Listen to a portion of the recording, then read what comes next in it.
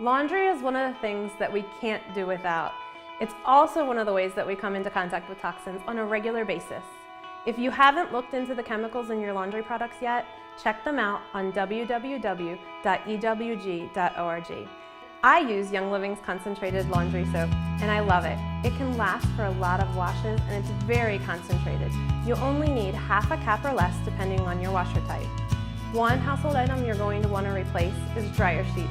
Dryer sheets have many toxins in them, and they're not regulated, and the companies aren't made to label all of their ingredients. One of the main side effects of some of the ingredients, such as alpha-terpenol, benzyl alcohol, and pentane, is central nervous system disorders. These, as well as other ingredients, can cause headaches, dizziness, or depression. And all of these ingredients are coming into contact with our skin all day. All you need to get rid of this exposure are some wool dryer balls, which you could purchase through Amazon or a local health store. You can also make your own. With wool dryer balls, all you have to do is add a few drops of essential oil to the ball.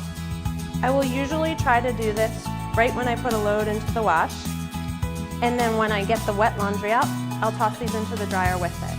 It's hard to give a cost estimate on these because the balls can last a really long time, and just a few drops of essential oil can also last a few washes. You may have an upfront cost, but it'll save you money over time. You can change the scent to anything you want. Some of my favorites are purification, lavender, and lemongrass. It's an easy way to remove toxins from your laundry.